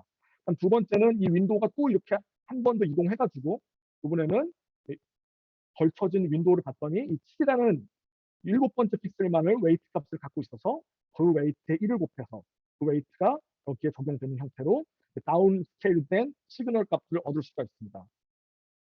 이미지 스케일링 알고리즘을 이제 어떻게 만드냐에 따라서 이 커널 윈도우의 방식들이 다 달라지는 거고요. 당연히 여기서 보시면 알겠지만 지금 이 9개의 픽셀들이 모두 이꼴리 이 다운스케일된 이미지에 반영되고 있지 않죠. 지금 보시면은 세 번째, 네 번째 픽셀하고 7번째 픽셀만이 반영됐고 나머지 픽셀들은 무시된 것을 알 수 있습니다. 그리고 세 번째, 네 번째 픽셀의 경우에는 더 적은 웨이트로, 7번째 픽셀은 더 큰 웨이트로 반영이 된 것을 확인할 수가 있습니다. 이 말은 첫 번째, 두 번째, 다섯 번째, 그리고 여섯 번째, 여덟 번째, 아홉 번째 픽셀들은 무시되었다는 걸 말하는 거죠. 예. 그래서 이런 식으로 스케일링 알고리즘들이 터널 방식에 따라서 다르게 동작하기 때문에 실제로는 이러한 이미지 스케일링 어택들을 만들 수 있다는 것이 2020년도 유즈익 시큐리티에서 이제 앞에서 2019년에 만들었던 이미지 스케일링 어택이 왜 일어나는지 그리고 이러한 이미지 스케일링 어택을 막기 위한 프리벤션 방법들을 제시한 논문이었습니다. 그래서 우리가 사용하고 있는 이미지 다운 스케일링 알고리즘들은 니어스트, 바이리니어, 바이큐빅, 이러한 형태의 어떤 커널들을 이용하고 있고요. 그래서 특정 윈도우들마다 윈도우 사이즈만큼 커널들이 계속 이동하면서 특정 중심에는 픽셀 값들은 큰 웨이트로 그리고 그 주변 픽셀들에 대해서는 작은 웨이트로 다운 스케일링 하는 것을 알 수가 있습니다. 공격자 입장에서는 이미지 스케일링 어택을 하기 위해서는 저 커널 알고리즘을 우리가 알고 있다면은 저 커널에 해당되는 윈도우에는 타겟 이미지 픽셀 값을 크게 입히고요. 그리고 나머지 픽셀에 대해서는 기존에 있는 오리지널 이미지의 픽셀 값을 유지하고 있다면은 실제 사용자가 봤을 때는 나머지 픽셀들이 원래 오리지널 이미지 사이트에서는 보이니까 잘 드러나지 않는 거고 저걸 다운 스케일링 했을 때는 저 타겟 이미지가 크게 반영되는 이미지 이미지 픽셀 값들이 나오니까 실제 타겟 이미지가 드러나게 되는 겁니다. 어태커는 오직 터널 이 스케일링 알고리즘에 대한 그 하이웨이트를 갖고 있는 터널의 하이웨이트를 갖고 있는 픽셀만을 모디파이 해가지고 공격을 하게 되고요. 이 공격을 하기 위해서 조금 더 이제 필요한 나얼리지는 이 스케일링 레이쇼, 스텝 사이즈, 이 터널들이 걸치는 것이 어떻게 걸쳐질 것이냐, 이 터널의 위드스는 무엇이냐, 이 두 가지 파라미터만 알고 있으면은 공격을 성공적으로 할 수 있습니다. 또 유즈닉스 시큐리티에서 이제 소개했던 거는 이러한 루트 커즈가 있으니까 실제 우리가 얘를 막기 위한 방법으로 다음과 같이 생각할 수가 있다. 첫 번째는 이거 보니까 스케일링 펑션을 커널을 좀 형편없는 것들, 속도를 빠르게 하기 위한 저런 커널들을 쓰다 보니까 약한 거 아니냐. 더 좋은, 좀 속도가 느리지만 로버스트한 스케일링 알고리즘을 쓰자라는 이제 아이디어가 이제 하나 나올 수가 있고요. 예. 근데 이렇게 썼을 때 약점은 얘는 이제 근본적으로 이런 이미지 스케일링 알고리즘들을 완전히 이렇게 클린 시키지는 않습니다. 그리고 속도가 상당히 느린 단점을 가질 수 있어요. 기존에 갖고 있던 스케일링 알고리즘 속도가 굉장히 빠른 데 비해서 속도가 느린 단점들을 가질 수 있고요. 그다음 두 번째는 이미지 리컨스트럭션입니다. 이미지를 봤더니 저런 타겟 이미지가 들어가가지고 문제가 생기는 거니까 우리가 필터를 먼저 적용하는 거죠. 필터를 잘 적용하면은 저렇게 뭔가 주변으로 들어간 픽셀들을 잘 제거할 수 있지 않겠느냐. 그래서 실제로는 미디엄 필터라든지 이미지에 대한 필터를 적용해서 저희가 이미지를 변형시킨 다음에 학습을 시키면은 다운스케일링 시키고 학습을 시키면 막을 수가 있다. 근데 이미지 필터를 쓰면은 오리지널, 인풋, 노멀, 그러니까 이게 어택 이미지가 아니라 노멀 이미지에도 다 이걸 적용해야 되는 거잖아요. 필터들을. 그러다 보니까 노멀 이미지의 퀄러티가 디그레이드되는 문제들이 있을 수 있습니다. 그리고 공격자 입장에서는 디텍트되는 건 아니니까 디텍트가 되든 안 되든 이런 어택 이미지를 계속 만들어 볼 수 있겠죠. 예. 이거는 그냥 항상 앞 단계에서 프리프로세싱에서 들어가는 거다 보니까 그렇게 만들 수 있는 문제들이 존재할 수 있습니다. 그래서 이제 제가 관심을 가졌던 거는 제가 이제 예전에 이제 원래 DRM 쪽 연구를 하다 보니까 거기서 원래 하는 이제 연구 중에 이제 스테가노그래피 그런 분야가 있습니다. 그러니까 이미지에다가 히든 메시지를 숨기는, 멀티미디어 데이터에 숨기는 그런 건데 결국은 이미지 스케일링 어택 자체도 어떤 스테가노그래피 기반으로 솔루션을 이제 넣는 어떤 그러한 류의 공격이다 보니까 실제 기존에 알려져 있는 스테가노그래피 테크닉들을 이용해서 충분히 이런 류의 를 디텍트할 수 있다. 그러니까 사전에 이제 무조건 다운스케일링을 시키는 게 아니라 다운스케일링 전에 먼저 우리가 기존에 사용하고 있던 스테가노그래피를 디텍트하는 그러한 이미지 프로세싱을 먼저 하나 집어넣어서 어택 이미지를 필터링할 수 있는 그런 거를 넣자는 것이 메인 아이디어였습니다. 그래서 저희가 만든 시스템 이름을 디캐머플러지라고 이름을 붙였었고요. 기본적으로는 이그지스팅 스테가노그래피 솔루션들을 기반으로 디텍션 솔루션을 만들었습니다. 그래서 크게 이제 아이디어를 보여드리면은요. 먼저 인풋 이미지가 있으면은 걔를 먼저 스테가노그래피 솔루션들 기존에 알려져 있는 여러 가지를 저희가 테크닉을 시도해 봤는데 하나는 스케일링, 필터링, 그리고 디스크리트 큐리에 트랜스포메이션 같은 그런 오퍼레이션들을 적용해가지고 실제 이미지를 프로세싱하고 여기에 뭔가 수상한 서스피셔스한 이미지가 추가된 것인지 아닌지를 디텍트하는 그러한 방법을 만들었고요. 그 디텍트하는 것을 저희가 만든 매트릭스 스코어들 뒤에 소개를 드리겠지만 민 스퀘어드 에러라든지 스트럭처럴 시밀러리티 인덱스, 센터드 스펙트럼 포인트 같은 그러한 특징들을 잡아서 그러한 특징들을 이용해 가지고 얘는 이미지 스케일링 어택이 수행된 공격 이미지다 아니면 그냥 비나인 이미지다를 디텍트하는 그런 연구를 수행했습니다. 크게 저희가 세 가지를 제시를 했었는데요. 첫 번째는 스케일링 베이스드 디텍션입니다. 기본 아이디어는 오리지널 이미지를 어택 이미지의 경우에 이렇게 만들었을 때 원래 다운 스케일링 되면은 타겟 이미지가 들어가는 거잖아요. 그러면은 얘를 업 스케일링, 다시 리버스 엔지니어 하는 걸 거꾸로. 얘를 만약 업 스케일링 하면은 뭐가 나올까? 어택 이미지의 경우에는 이미 오리지널 이미지 픽셀이 날아가고 타겟된 이미지 픽셀만 남았을 테니까 업 스케일된 이미지를 만들면은 어택 타겟 이미지만 남아서 오리지널 이미지와는 전혀 다른 모양을 가질 겁니다. 그것이 저희의 키 아이디어였고요. 비나인 케이스의 경우에는 주로 다운스케일하고 다시 업스케일하면 퀄러티가 떨어지긴 떨어지겠지만 여전히 오리지널 이미지하고 유사한 모양을 가질 거라는 것이 저희의 기본 아이디어였습니다. 그래서 이렇게 두 가지 케이스가 분명히 달라질 거라는 저희가 인투이션을 가지고 그 다음에 이제 생각한 거는 그럼 오리지널 이미지하고 이 업스케일링이 끝난 이미지에 대한 이미지 시밀러리티를 비교한다면은 어택이 된 케이스는 이미지 시밀러리티가 매우 낮을 것이고 비나인 케이스는 이미지 시밀러리티가 높아서 저희가 적정한 스레시홀드를 가지고 있으면은 이 두 가지 케이스를 잘 구분할 수 있다가 메인 생각이었고요. 이미지 시밀러리티를 구하는 매트릭도 저희 여러 가지를 테스트해 볼 수가 있는데 아까 말한 민 스퀘어드 에러라든지 아니면 그 시밀러리티 인덱스를 이용하는 스트럭처럴 인덱스를 이용하는 방법이라든지 혹은 이제 저희가 이제 많이 얘기하는 PSMR 같은 방법들을 이용할 수도 있는데 실제는 저희가 이제 실험을 해보니까 민 스퀘어드 에러가 가장 좋은 성능을 가졌습니다. 그다음 두 번째는 필터링 베이스드 디텍션인데요. 실제 여기서 보시면은 이것도 이제 생각을 해본 거예요. 아까 프리벤션에서는 미디엄 필터를 써가지고 어택 이미지를 삭제하는 걸 만들었어요. 그러면은 우리가 어떤 필터를 쓰면은 어택 이미지만 잘 나오게 만들 수 있지는 않을까. 특정한 필터를 잘 사용하면은 어택 이미지만 잘 드러나가지고 걔를 잘 디텍트할 수 있겠다. 그게 저희의 메인 생각이었고요. 그래서 실제로는 저희가 이제 미니멈 필터를 적용을 했더니 오리지널 어택 이미지의 경우에 미니멈 필터를 쓰면은 필터된 이미지가 타겟된 이미지가 드러납니다.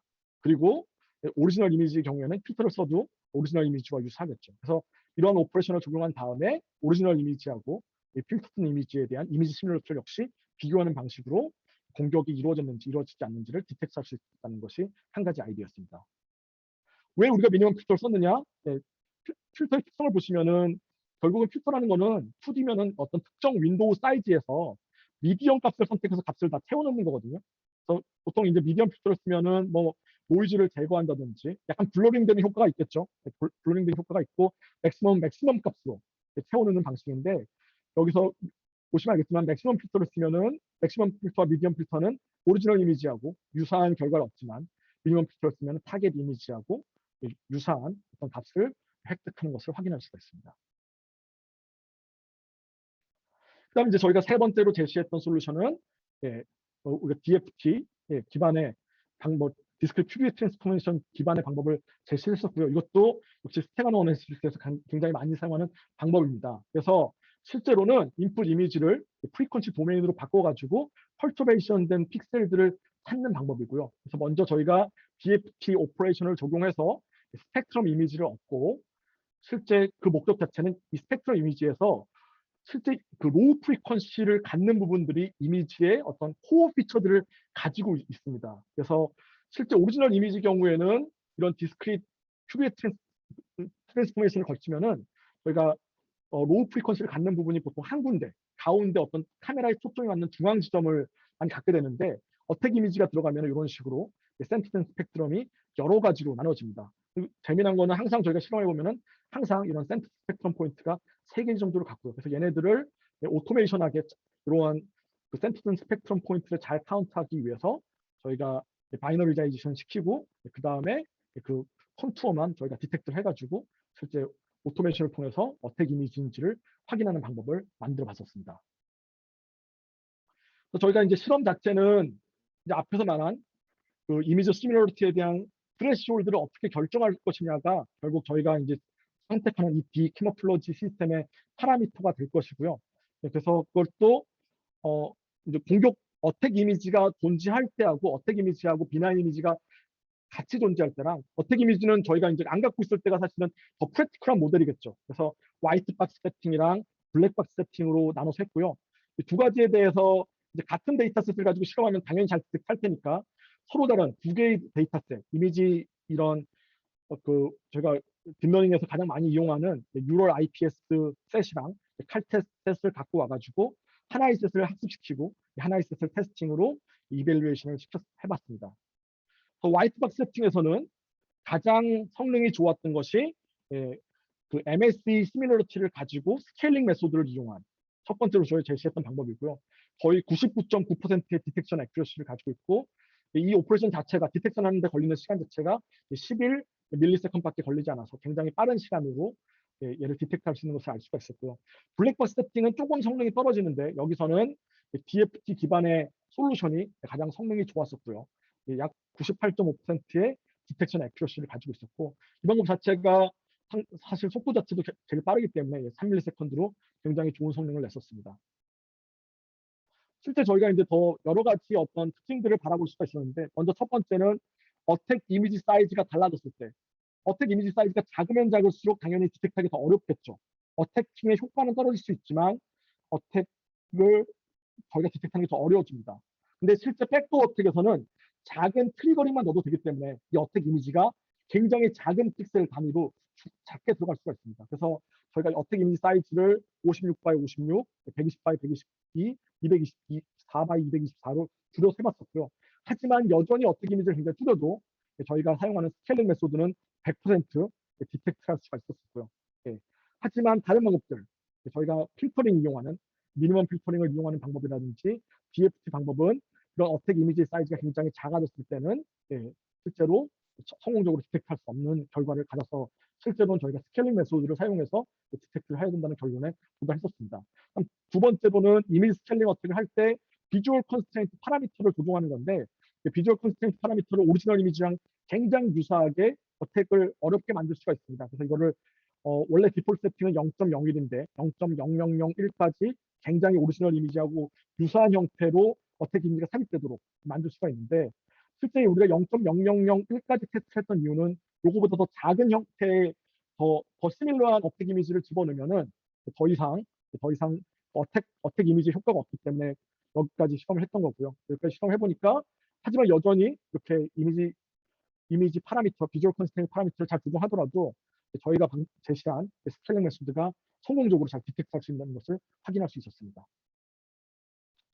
여기까지 이제 제가 발표한 첫 번째 팀이고요. 그래서 실제 그런 백도어 어택 같은 걸 막기 위한 좀 기본적으로 저희가 어택 서피스가 어떻게 성립되는 걸 볼 수 있었고, 거기서 그 중에서 그런 데이터 포이징 관련된 첫 번째 어택을 디텍트하는 그러한 연구 결과에 대해서 소개를 해드렸습니다. 그다음 또 제가 이제 톡 타이틀을 시큐어 만든 게 아니라 프라이버시 프리저빙 넣어가지고 또 프라이버시 프리저빙한 내용들을 좀 소개를 해드려야 될 것 같아서 이 두 번째 팀을 간단하게 소개드리도록 하겠습니다. 앞서 얘기했듯이 데이터 자체는 이제 센트럴라이즈, 혼자 모으는 것이 아니라 디센트럴라이즈 형태로 멀티플 소스에서 모으는 것이 일반화되고 있습니다. 그건 당연하게 그렇게 모으는 이유는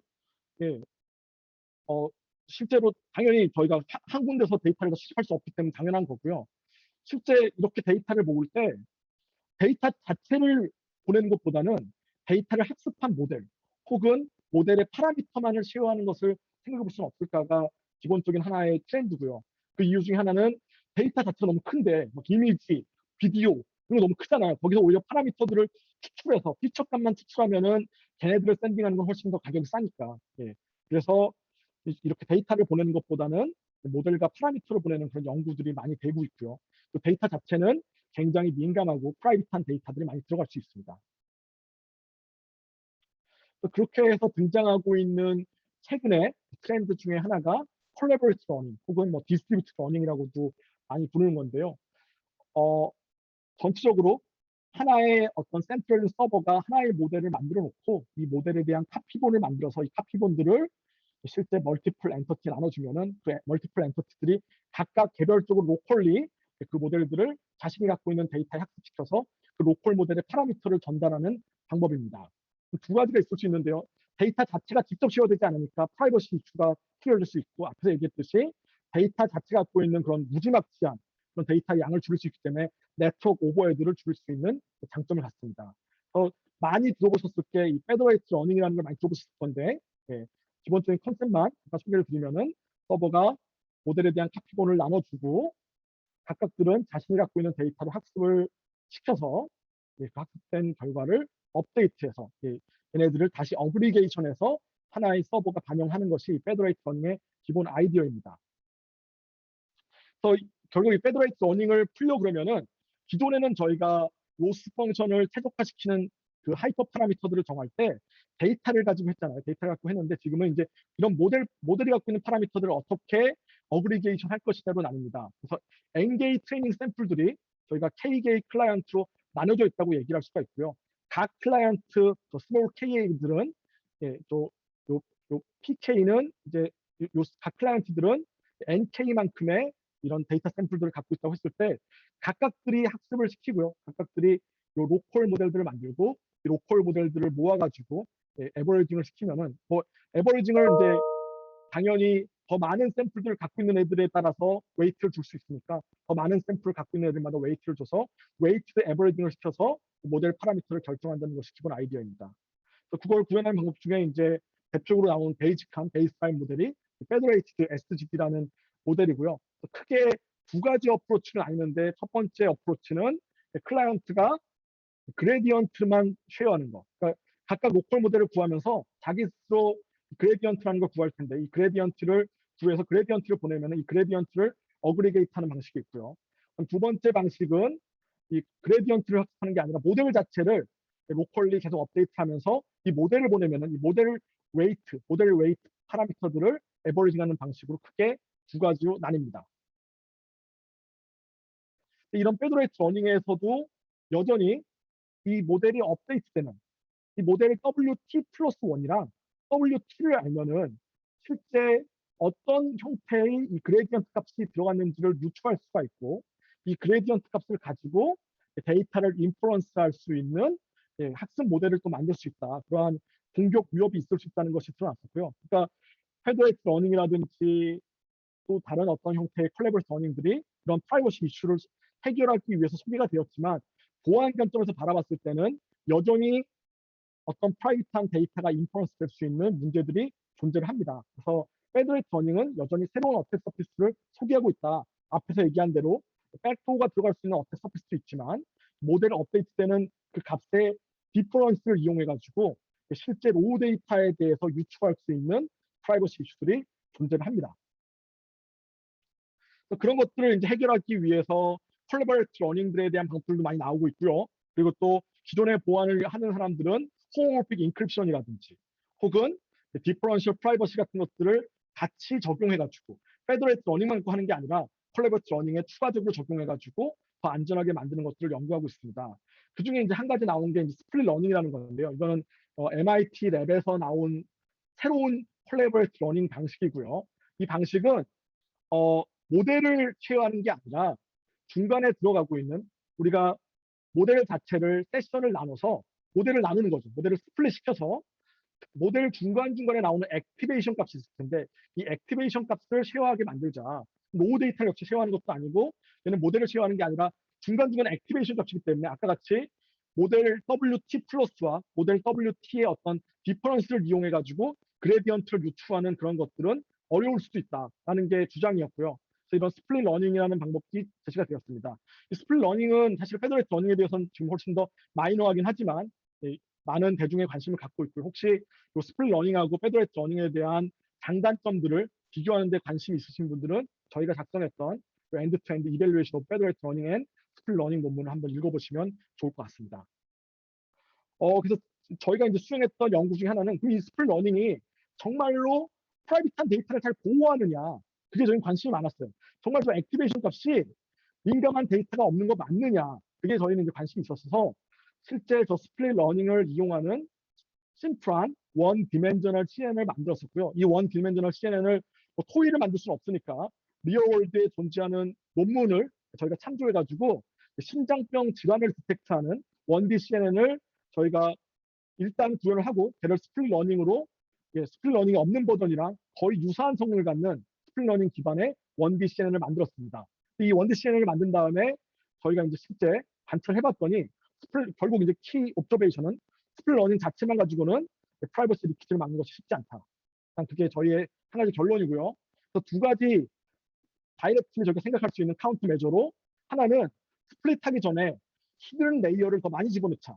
그러니까 액티베이션을 너무 앞단에서 잘라버리면은 이런 충분한 인포메이션을 숨기는 것이 어려울 수 있지만 히든 레이어를 더 많이 집어넣으면은 우리가 충분히 데이터를 다 숨길 수 있을 거다라는 첫 번째 아이디어랑 두 번째는 디퍼런셜 프라이버시를 액티베이션 값에 적용하면은 저희가 프라이빗한 데이터를 잘 숨길 수 있지 않을까. 이 데이터를 집어넣어서 두 가지에 대한 효과를 테스트를 해봤습니다. 이거는 아시다시피 2020년도에 저희가 발표했던 논문이고요. 첫 번째 봤더니 스플릿 러닝이 효과가 별로 없습니다. 원 디멘전 CNN에서 그렇지만 로우 인풋 데이터를 저희가 갖고 있는 액티베이션 값을 가지고 리컨스트럭트 해보면은 이 값과 거의 유사한 형태의 로우 데이터 값을 잘 드러나게 하는 형태를 저희가 리컨스트럭트 할 수 있는 발견했었고요. 특히 저희가 이제 16개의 채널을 이용해서 액티베이션 값을 얻었는데 그중 특정 채널 값들은 원래의 로우 인풋 데이터하고 액티베이션 값이 굉장히 높은 하이 디스턴스 코릴레이션을 갖는 것을 저희가 발견할 수 있었습니다. 그래서 실제로는 별로 스플릿 러닝 별로 효과 없다. 이게 일단 저희 첫 번째 옵저베이션이었고요. 그러면 어떻게 할 거냐? 스플릿 러닝을 조금 더 안전하게 쓸 수 없느냐? 하나는 레이어를 더 넣는 거죠. 스플릿 되기 전에 더 많은 히든 레이어를 집어넣는 거. 근데 문제는 히든 레이어를 더 많이 집어넣으면은 액큐러시가 떨어질 수 있다. 뭐 95%도 충분히 높은 성능을 얘기할 수도 있겠지만 원래 오진을 갖고 있는 거의 99%에 가까운 성능이 상당히 떨어지는 것을 확인할 수가 있었고요.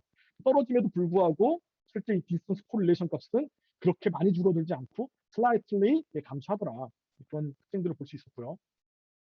그 다음 실질적으로 그래서 더 강하게 적용할 수 있는 결국 디퍼런셜 프라이버시를 써야 된다.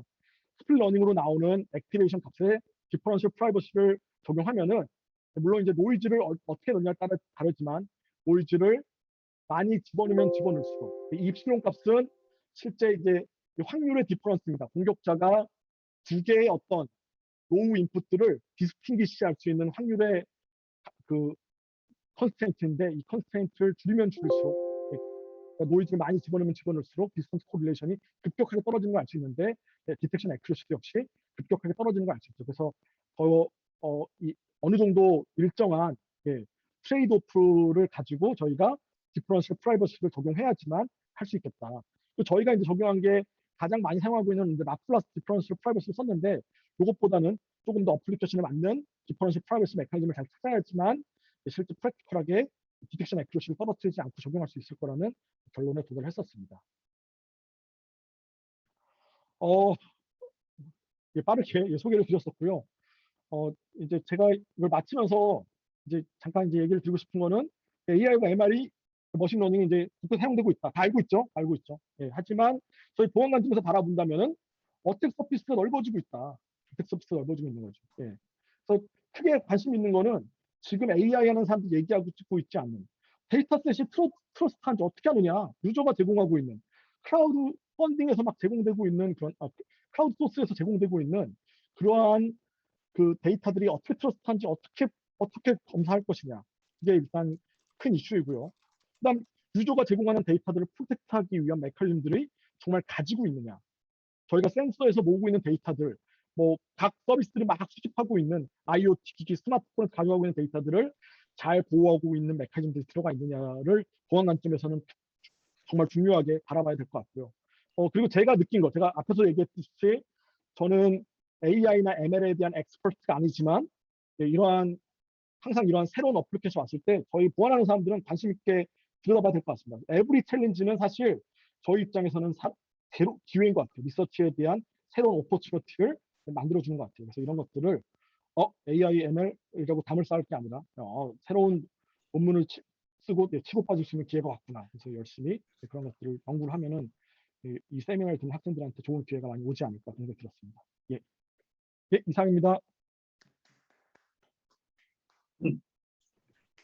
혹시 질문 있으시면 손을 들어주시고요. 제가 손이 한눈에 보이나? 일단은 마이크를 켜고 질문을 하시면 될 것 같아요. 일단 제가 먼저 질문을 좀 하면 삼성이나 애플이나 구글이면 오늘 소개하신 공격 중에 뭘 제일 걱정을 해야 될까요?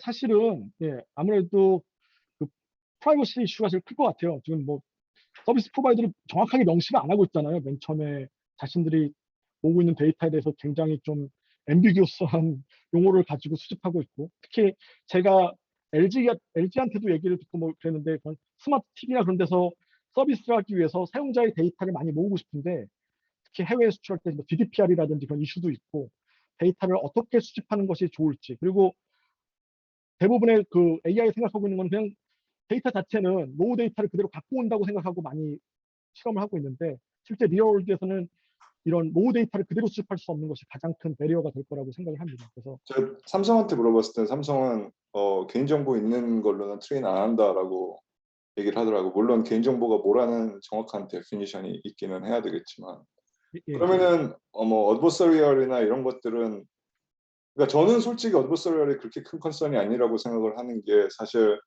화이트박스가 아니면은 의미 있는 공격은 별로 없다라고 저는 개인적으로 생각하거든요. 왜냐하면 커맨더송 같은 경우도 인터미디엇 밸류들이 뭔가 인터미디엇 리절트들을 주니까 그걸 이용을 해서 트랜스포 러닝을 할 수 있었지만 실제로 뭐 CD에 대해서 제대로 완벽하게 뭐 어드버서리얼을 했던 경우는 사실 없기 때문에 이제 그런 관점에서 보면은 화이트박스가 아니라면 그렇게 큰 걱정이 아니지 않나. 그냥 일반적으로 인더스트리 관점에서 예, 봤을 때. 예. 맞습니다. 사실은 좀 아카데믹 세팅에 문제가 되게 많은 것 같고요. 제가 봤을 때도 아카데믹 세팅에서 문제를 만들어 놓고 제한된 특히 모델 자체에 대한 뭔가 내용이라든지 아까 이미지 스케일링 어택도 실제 그 스케일링 알고리즘이 뭘 사용되는지 일단 알고 있어야 되니까. 네. 근데 이제 많이 가져가고 있는 거는 그 화이트박스가 아주 임프랙티컬한 건 아니라는 겁니다. 실제 왜냐하면은 사용하고 있는 알고리즘들은 대부분 이미 공개되어 있는 알고리즘들이 되게 많고 서드 파티 라이브러리 있기 때문에 디벨로퍼가 사용하고 있는 그런 모델들에 대해서는 실제 공격자들도 많이 쓰고 있다는 거죠. 아까 이미지 스케일링 알고리즘은 실제 리얼월드 서비스를 대상으로 얘네가 시도를 했거든요. 애저라든지 그리고 그 만든 어택들에 대해서 다 리포트 해줘가지고 그 뒤에 이미지 스케일링 어택을 막기 위한 솔루션들이 이미 다 패치가 되어 있는 상태입니다. 근데 그러니까 이게 저도 제가 이제 포인트가 약간 예, 클라우드에서는 한번 공격이 발표가 되면 예, 예, 굉장히 패치는 쉽다는 거죠. 어떻게 보면은. 예, 예. 예, 그런 에스펙트가 이게 말하자면 뭐 예를 들어서 센서 공격이나 이런 것들은 사실 아예 고치는 것 자체가 불가능한데 예, 예. 그런 게 되게 많은데 사실은 어드버서리얼 같은 경우는 뭐 리포팅 하면은 픽스하지 뭐 약간 이런 애티튜드가 그렇게 이상한가? 그러니까 커머셜리 억셉터블한 솔루션인 것 같아요. 저도 충분히 동의를 하고요. 근데 이런 유의 로버스트한 테스팅이 앞으로 더 많이 필요할 거라는 거죠. 지금까지는 대부분 주어진 기본 데이터셋에 대해서 학습해서 걔네로부터 어느 정도 액큐러시를 갖는다. 그런 쪽에 많이 포커싱을 했다면은 정말 인텐셔널한 어택에 대해서도 얼마나 얘네가 안전할 수 있는지.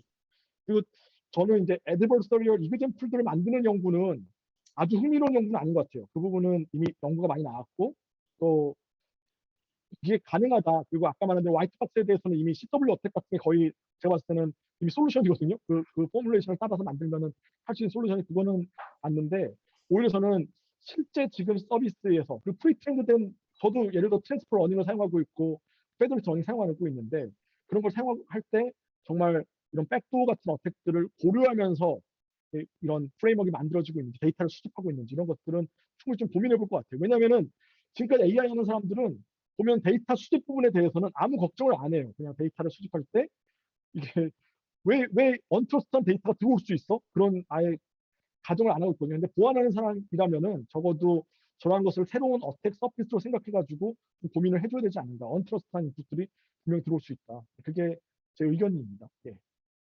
네. 혹시 다른 질문 윤수 교수님 질문 있지 않으실까요? 제가 그, 질문할까요? 예, 예. 예. 김경조 교수님 먼저 하십시오. 아니, 먼저 하세요. 먼저 하세요. 네. 나중에 안 해도 돼요. 네, 윤 교수님 하세요. 아까 지금 얘기를 들어보면 사실 머신러닝 자체가 일단 어떤 의미로 좀 스태티스티컬한 어프로치다 보니까 이제 이런 문제들이 그냥 근본적으로 있는 것 같은데 근본적인 그러면은 거죠. 예, 예. 예 그러면은 시큐리티 크리티컬한 것들 뭐 예를 들면 사실 페이셜 레코그니션 같은 경우에 아까 얘기하셨듯이 되게 간단한 사실 사람이 보면 되게 덤해 보이는 어택으로도 바이패스되고 막 이런 것들이 있는데 시큐리티 크리티컬한 어플리케이션에서는 머신러닝을 써야 되는 건가요? 아니면은 뭔가 이거를 좀 시큐리티 크리티컬한 곳에서는 좀 제한적으로 쓰는 게 맞다고 생각을 하셔요? 사실 지금 거의 우리나라에서 유행이잖아요. 이제 시큐리티 어플리케이션마다 막 나오는 것도 딥러닝으로 인트로젝션 솔루션을 만들었다. 굉장히 많이 있는데 일단 사실은 그것도 역시 그 굉장히 기본 데이터셋 결국은 이러한 모델 자체가 딥러닝 모델이라고 하더라도 언노운 데이터가 들어오면은 결국 근본적으로 한계를 갖고 있습니다. 그래서 데이터셋 자체를 충분히 늘리지 않는다면 공격을 당할 수 있는 것들은 맞고요. 그래서 저는 대부분 지금 도입하고 있는 솔루션들이 프랙티컬하게는 딥러닝 기반 솔루션들이 많이 성공하지 못하고 많이 실패할 거라고 생각하고 있고요. 그럼에도 불구하고 트렌드는 더 정확성을 높이고 또 이게 어떻게 보면 딥러닝이라는 자체가 어떻게 보면 마케팅 터미놀로지가 되기 때문에 더 앞으로 더 많이 도입될 거라고는 확신합니다. 하지만 저희가 이제 보안 관점에서 이러한 약점이 있을 수 있다는 것들은 계속 보여주고 그러한 약점을 극복하기 위한 모델들을 좀 보안 회사들이 만들 수 있도록 좀 도와주는 것이 중요할 거라고 생각합니다. 그러니까 예를 들어서 지금 카메라 센서 마켓 쉐어의 뭐 90% 이상을 잡고 있는 데가 모빌아이라는 데인데 네. 거기는 딥러닝 하나도 안 쓰고 그냥 엣지 디텍션 정도로 해서 카메라 센서 마켓을 전체를 다 먹고 있거든요. 예, 예. 16비트 프로세서 가지고 하는 그런 거 자체가 어떻게 보면은 이런 뻑적지근한데 실제로 엄청 잘 팔리는 거는 오히려 딥러닝 안 쓰는 애들이지 않나. 약간 그런 생각을 좀 하게 자꾸 되는 것 같아요. 그러니까 약간 아카데믹에서의 좀 그런 마케팅이 좀 있는 것 같아요. 제가 봤을 때 솔직하게 말해서 네. 예, 특히 우리나라 같은 게 너무 또 빠르게 또 그쪽으로 이동하고 있고 네. 또 대부분 모델들을 보면은 그런 모델 트레이닝을 그런 인베디드 기기에서 학습도 사실은 시킬 수가 없잖아요. 대부분은 다 저희가 하는 시험들은 굉장히 파워풀한 연구실 서버로 다 올려놓고 거기서 하는 시험들이고 실제 리얼월드에서의 어플리케이션들은 제한적인 것이 제가 봤을 때 가장 근본적인 한계인 것 같습니다. 그리고 앞에서 말했듯이 대부분 애드버스 어택들은 이미지하고 오디오에 대한 어택들이지 우리가 정말로 앞에서는 막 시큐리티 크리티컬한 어플리케이션들이 이렇게 심각하다 이렇게 얘기를 해놓고 맨날 예로 드는 건 제가 앞에서 들었던 자동차 표지판 그것밖에 사실 없는 거죠. 정말 우리가 이 모든 어떤 시큐리티 어플리케이션에 대해서 이러한 애드버스 어택들이 잘 돌아가는 것을 보여주는 거는 아직까지 좀 남아있는 챌린징 이슈인 것 같습니다. 그러니까 그게 예를 들어서 삼성 단말기에 보면은 지문인식 시스템이 분명히 뭔가 머신러닝 비슷하게 구현이 돼 있을 텐데 예. 그러면 삼성 지문인식을 우회하는 거는 아마 고무 손가락으로 우회할 가능성이 훨씬 더 높지 뭐 어드버서리를 가지고 사실 통과할 가능성은 사실 거의 없는 거잖아요. 예, 예. 그런 것도 사실은 비슷한 것 같아요. 근데 1년 동안 공부를 너무 많이 하셨네요. 예. 아까도 말했듯이 마지막에 이게 모든 챌린지가 저희한테는 또 기회니까. 예. 근데 제가 되게 놀란 게 호주에 있는 연구소에 갔는데 걔네들도 뭐 뒷자리에도 그렇고 잘 모르는데 하면 다 보안 엑스퍼트라 아니 그러니까 AI 보안을 자기가 한다라고 막 얘기를 하더라고요. 그러니까 사이드 채널 연구하는 친구예요. 사이드 채널을 막 연구하고 하드웨어 보안하는 친구인데 인터넷에서 뭐 세미나 좀 듣고 뭐 온라인 수업 막 좀 듣더니 자기 이제 AI 보안 전문가라고 막 논문 쓰고 그런 거 보면서 우리가 너무 좀 소극적이지 않나 저는 연구하는 데 있어서 너무 베이직부터 다 공부를 다 해야 되고 오히려 근데 그런 친구들이 아까 같이 기존의 사이드 채널을 막는 연구에서 백도어를 막을 수 있는 방법은 없을까 그런 아이디어를 잘 내더라고요. 근데 보안 분야가 다 연결되다 보니까 기존에 사용되고 있던 우리가 전통적인 어프로치에서 어택 서피스 같은 게 심각하지 않았을 거잖아요. 그러니까 어택 서피스